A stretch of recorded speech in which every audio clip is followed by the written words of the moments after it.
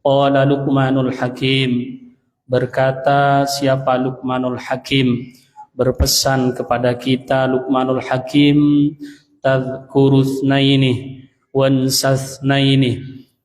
Kita sebagai manusia, kata Luqmanul Hakim, harus mengingat dua hal, jangan pernah lupakan dua hal. Wansasnaini, dan kita harus melupakan dua hal yang lainnya. Ma'asyiral muslimin, apa dua hal yang harus selalu kita ingat? Pertama, kata Luqmanul Hakim, tadhkurullah, harus ingat kepada Allah Subhanahu wa taala, wa tadhkurul mautah, dan dua hal yang nomor dua yang harus kita ingat, wa tadhkurul mautah, dan kita harus ingat mati. Tadhkurullah, ingat kepada Allah fi kulli halin, di setiap hal. Apa fungsinya? Apa faedahnya kita mengingat Allah Subhanahu wa taala? Allah menjelaskan di dalam firman-Nya, ala bidzikrillahi tatmainnul qulub. Ingat, dengan berzikir, dengan mengingat Allah Subhanahu wa taala, tatmainnul qulub, hati akan tenang. Maka ketika kita pikiran tidak tenang, hati tidak tentram, maka kita yang harus kita lakukan adalah zikir kepada Allah Subhanahu wa taala. Zikir apa saja terserah kita. Tahlil boleh, la ilaha illallah, tahmid, alhamdulillah boleh, perbanyak, istighfar boleh. Yang penting ingat kepada Allah Subhanahu wa taala fi kulli halin, di setiap hal. Baik kita bekerja, baik kita mau makan, baik kita mau ke kamar mandi, harus ingat kepada Allah Subhanahu wa taala. Fungsinya apa kalau kita mau makan? Ingat kepada Allah, berdoa. Makanan kita insyaallah diberkahi oleh Allah Subhanahu wa taala. Ketika mau tidur kita ingat kepada Allah, berdoa kepada Allah Subhanahu wa taala. Maka tidur kita insyaallah dalam lindungan Allah Subhanahu wa taala. Ketika kita bekerja ingat kepada Allah Subhanahu wa taala sambil zikir kepada Allah, maka kita tidak akan menyeleweng, tidak akan semena-mena, tidak akan menyimpang dari ajaran Allah Subhanahu wa taala.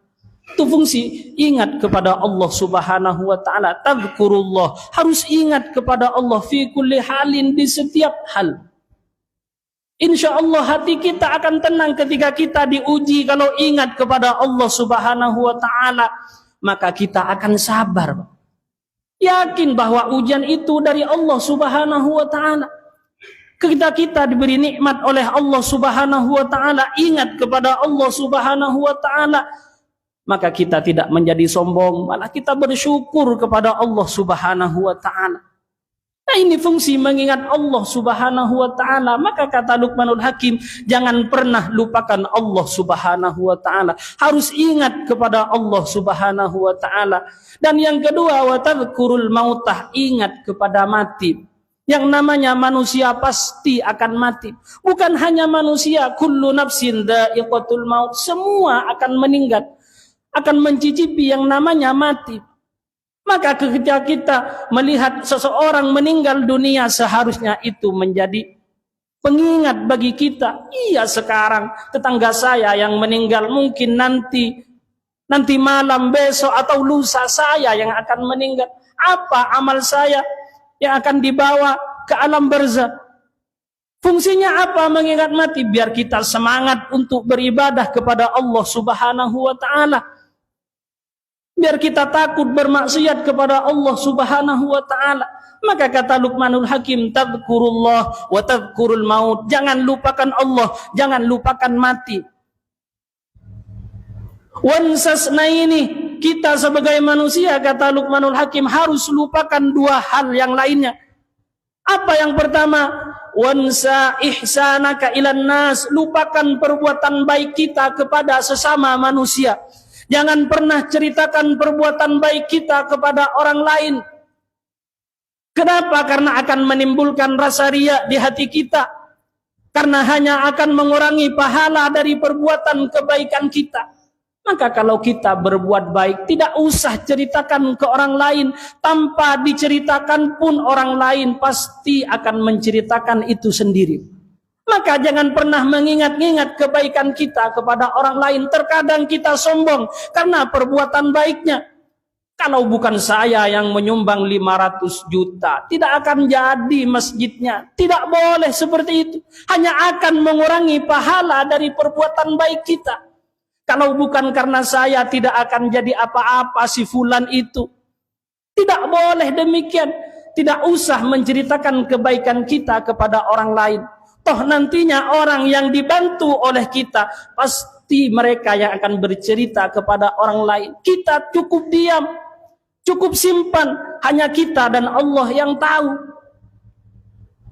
Ini wansa ihsanaka ilan nas, lupakan kebaikan kita kepada orang lain. Yang kedua, wansa isaatan nasi ilaika, lupakan perbuatan buruk orang lain kepada kita. Kita kan sebaliknya terkadang kebaikan kita cerita-ceritakan, kejelekan orang lain bukan kita simpan, malah kita buka, aib orang lain diceritakan.